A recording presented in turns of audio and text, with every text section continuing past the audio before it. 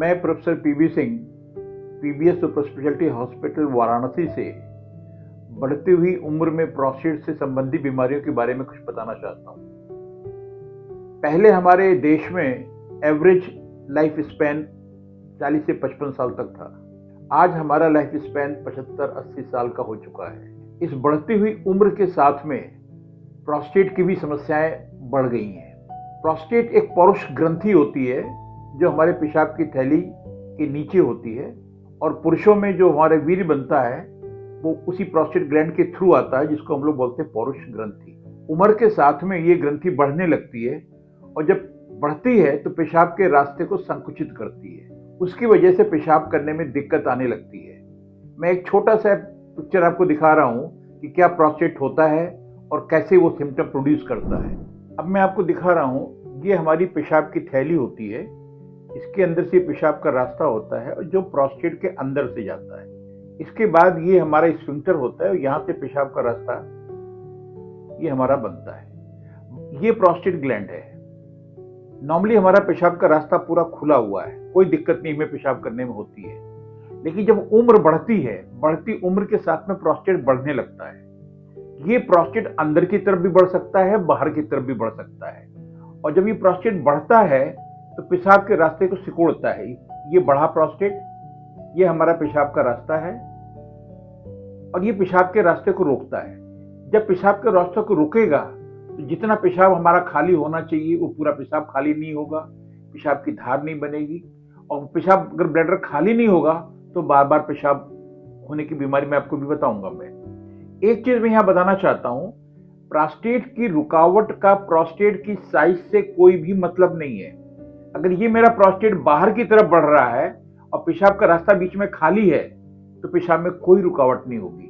लेकिन प्रोस्टेट हमारा 10 ग्राम ही है, लेकिन अगर अंदर तक वो बढ़ गया तो पेशाब के रास्ते को रोक सकता है। कहने का मतलब ये है कि बहुत लोग कंफ्यूज होते हैं कि सर मेरा प्रोस्टेट तो नॉर्मल साइज है।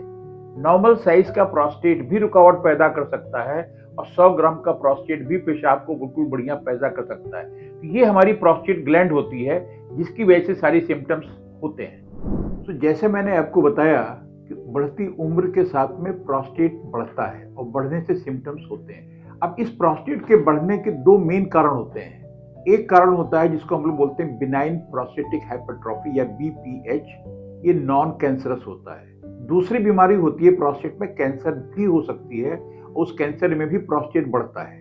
इन दोनों बीमारी में जब प्रोस्टेट बढ़ेगा, पेशाब में रुकावट होगी तो आपको बार बार पेशाब लगना, पेशाब लग गया तो रोकना मुश्किल होना, रात में कई बार उठना, पेशाब रुक रुक के होना, ये शुरुआती सिम्टम्स इसमें होते हैं। जब बीमारी और बढ़ जाती है तो कभी कभी पेशाब रुक जाती है, जिसमें आपको कैस्टर डालने की नौबत आ जाती है। ये तो हुए प्रोस्टेट के सिम्टम्स। जब हम लोग बचपन में थे तो हमारे दादा पिताजी लोगों को ये लगता था, बार बार पेशाब उठने जाते थे तो बड़े लोग कहते थे ये तो बुढ़ोती में होता ही है। लेकिन ऐसा नहीं है, ये बीमारी है। इस बीमारी का क्योर है। आप एक किसी भी उम्र में आप एक अच्छी जिंदगी बिता सकते हैं, क्योंकि ये एक बीमारी है। इस बीमारी को ठीक किया जा सकता है। इस प्रोस्टेट में मैं दो ही चीजें बताना चाहूंगा। 50 साल के उम्र के ऊपर जब लोगों का प्रोस्टेट बढ़ने लगता है तो ये पता लगना बहुत मुश्किल हो जाता है कि ये कैंसरस है या नॉन कैंसरस है। क्योंकि कैंसर प्रोस्टेट में जब आपको तकलीफ होगी तब तो बीमारी बहुत बढ़ चुकी होती है, और इसके लिए सिंपल होता है कि 50 साल की उम्र के बाद में एक सिंपल ब्लड टेस्ट है, सीरम पीएसए। ये सीरम पीएसए हर आदमी को 50 के बाद कराना चाहिए। अगर इसकी वैल्यू 4 नैनोग्राम से नीचे है, इसका मतलब कैंसर के कोई चांस नहीं है। अगर ये 4 से 10 के बीच में है, इसका मतलब सस्पिशियस है। 10 के ऊपर है तो आपको कैंसर को रूल आउट कराना बहुत ही जरूरी है। ये हुआ हमारा टेस्ट, क्योंकि जब बीमारी में लक्षण होंगे कैंसर में तो ऑलरेडी बीमारी बहुत एडवांस हो चुकी होती है। हमें शुरू में ही पकड़ना है इसको। आजकल मेडिकल साइंस में बहुत अच्छी अच्छी दवाइयां आ गई हैं। पहले हमें प्रोस्टेट के हर मरीजों का ऑपरेशन करना पड़ता था, लेकिन आजकल दवाइयां इतनी अच्छी आ गई हैं जो प्रोस्टेट को इम्प्रूव करती हैं, उनके फ्लो को इम्प्रूव करती हैं, उनकी साइज न बढ़े उसका ध्यान रखती हैं। तो दवाइयां बहुत ज्यादा आ गई हैं। तो पहली बात तो यह है कि अगर कोई सिम्टम आपको हो रहा है, उस सिम्टम को इग्नोर मत कीजिए। अपने नियर बाय कोई भी अच्छा यूरोलॉजिस्ट होगा, उससे मिलें और ये देखें कि जो सिम्टम हो रहा है वो प्रोस्टेट की वजह से तो नहीं हो रहा है। वहां पे आप जाएंगे, वो 2 सिंपल टेस्ट करेंगे। एक आपका अल्ट्रासाउंड करेंगे पेशाब करने के पहले, पेशाब करने के बाद। जो बताएगा कि आपकी प्रोस्टेट की साइज क्या है, आपके पेशाब की थैली की कैपेसिटी कितनी है और आप पेशाब पूरा कर पा रहे हैं कि नहीं कर पा रहे हैं। ये पूरी इंफॉर्मेशन हमें मिल जाती है अल्ट्रासाउंड करने से। इसके बाद वो एक मशीन पे पेशाब कराएंगे जिसको हम लोग बोलते हैं यूरोफ्लोमेट्री। वो आपका फ्लो बताएगा कि आपका फ्लो नॉर्मल है कि नहीं है। इन 2 टेस्ट से और फिर आपने सीरम पीएसए करा लिया। मैं डायबिटीज, हाइपरटेंशन उसकी बात नहीं कर रहा हूँ, वो आपको अलग केयर आपको लेनी है। इसके बाद एक असेसमेंट हो जाता है कि ये जो आपका प्रोस्टेट के सिम्टम्स हैं ये दवा से ठीक हो जाएंगे या आपको किसी इंटरवेंशन या सर्जरी की जरूरत है। जैसे अगर पूरा पेशाब खाली हो जा रहा है या बहुत थोड़ा पेशाब ही ब्लैडर में रह रहा है, पेशाब का फ्लो एवरेज से ऊपर है, बहुत ज्यादा पेशाब में रुकावट नहीं हो रही है, ये सारे पेशेंट हम लोग दवा से कंट्रोल कर सकते हैं। लेकिन अगर यही पेशाब में बहुत ज्यादा पेशाब रुकी हुई है, उसकी वजह से दोनों किडनी खराब होना शुरू हो गई है, पेशाब अपने आप निकलने लग रहा है, इनकॉन्टिनेंस होने लग रहा है, इन सब जगह पे हमें सर्जरी की जरूरत पड़ती है। तो पहली बात तो ये है कि दवा से 90% पेशेंट्स को रिलीफ हो जाती है। और मेरे पास बहुत से पेशेंट हैं जो आज 15-15, 20-20 साल से एक गोली खा रहे हैं और नॉर्मल कंफर्टेबल लाइफ बिता रहे हैं। दूसरी प्रॉब्लम हमारे ओल्ड एज में आती है सेक्सुअल प्रॉब्लम, जहां उनकी डिजायर कम हो जाती है, परफॉर्मेंस कम हो जाती है। आजकल प्रोस्टेट के साथ में ऐसी दवाइयां आ गई हैं जो प्रोस्टेट को भी इंप्रूव करती हैं, आपकी सेक्सुअल पावर को भी इंप्रूव करती हैं।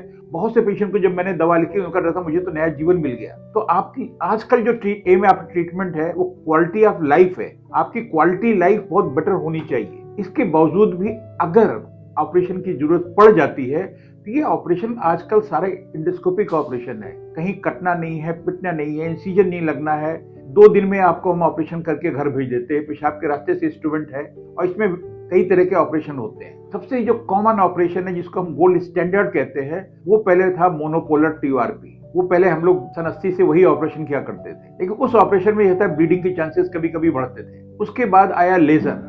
लेजर हम लोग यूज करते हैं जहाँ के प्रोस्टेट बहुत बड़ा है, 150 ग्राम 200 ग्राम का प्रोस्टेट है, पेशेंट को खून पतला करने की दवा ले रहा है। उस कंडीशन में हमें लेजर से ही स्टोन निकालना पड़ता है कि ब्लीडिंग के चांस बहुत बढ़ जाते हैं। इन दोनों के बीच में अब एक नई टेक्निक है जिसको हम लोग बाइपोलर टीआरपी करते हैं। उसमें क्या है कि उसकी कटिंग तो मोनोपोलर की तरह है, लेकिन जो आपकी हेमोस्टेसिस है, खून रोकने की जो शक्ति है वो लेजर की तरह है और उसकी स्मूथनेस जो है वो लेजर से बेटर है। तो हम लोग इस समय 90% जो प्रोस्टेट ऑपरेशन कर रहे हैं वो बाइपोलर टीआरपी से इन्यूक्लिएशन भी कर रहे हैं, उसी से ऑपरेशन भी कर रहे हैं। पेशेंट को ब्लीडिंग नहीं होती।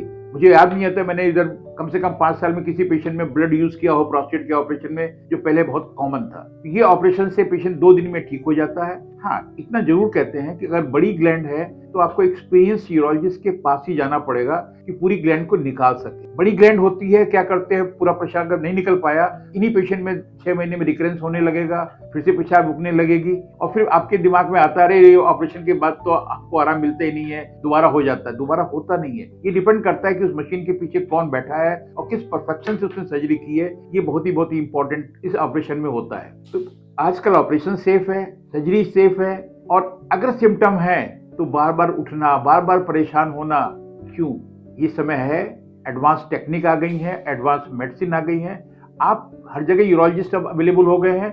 आप किसी भी अच्छे यूरोलॉजिस्ट से मिलिए, उनके पास जाइए, अपने सिम्टम दिखाइए, प्रॉपर वे में वो आपको चेक कर लेंगे और आपको बताएंगे कि आपको दवा से कंट्रोल होगा कि नहीं होगा। और 90% दवा से ही आप इंप्रूव करके एक गुड क्वालिटी ऑफ लाइफ बिता सकते हैं। जैसा मैंने आपको बताया सीरम पीएसए, अगर पीएसए आपका ग्रे जोन में आ गया है या बढ़ा हुआ आ गया है, उसका नॉर्मल होना बहुत जरूरी है। आपको जानना बहुत जरूरी है कि पीएसए क्यों बढ़ा। अगर पीएसए बढ़ा हुआ है तो डॉक्टर आपको लिट्राकेड आपका रेक्टल एग्जामिनेशन करेंगे, जिससे पता चलेगा ग्लैंड में एबनॉर्मलिटी है कि नहीं है। और अगर सीरम पीएसए बढ़ा हुआ है तो आजकल हम लोग एक एमआरआई कराते हैं जिसको हम लोग कहते हैं MP MRI, multi parametric MRI with pirates grading. वो ग्रेडिंग करते हैं प्रोस्टेट की 1 से 5 तक। अगर वो ग्रेडिंग 1 से 2 है इसका मतलब कैंसर के कोई चांस नहीं है, 3, 4, 5 के बीच में है इसका मतलब कैंसर के हाई चांस है। फिर हमें एक बायोप्सी करनी पड़ती है जिसको बोलते हैं ट्रस्ट गाइडेड बायोप्सी। उस बायोप्सी में अगर कैंसर आ भी जाता है तो भी परेशान होने की जरूरत नहीं है, क्यूरेबल है। अगर कैंसर कहीं नहीं फैला हुआ है तो हम सर्जरी करके रेडिकल प्रोस्टेक्टमी बोलते हैं, पूरा प्रोस्टेट जड़ से निकाल देते हैं। उस ऑपरेशन से पेशेंट क्योर हो जाता है, जो ओपन भी होता है एंड रोबोटिक भी होता है। अगर पेशेंट को बीमारी फैली हुई है, हड्डियों में फैल गई है, बारी में फैली है, तो इतनी दवाइयां अच्छी अवेलेबल है कि हम दवा से ही पेशेंट को कंट्रोल कर लेते हैं। मेरे पास बहुत से मरीज है जो 10-10 साल से खाली इंजेक्शन लगवा रहे हैं कैंसर प्रोस्टेट में और आज भी अच्छा जीवन जी रहे हैं। इसी के साथ मैं ये बताना चाहता हूं कि quality of life is most important. बढ़ती उम्र के साथ में आप अपनी क्वालिटी ऑफ लाइफ को इंप्रूव करें। अगर पेशाब में कोई भी दिक्कत हो उसको इग्नोर न करें और किसी भी अच्छे यूरोलॉजिस्ट से अपने को चेकअप कराएं। धन्यवाद।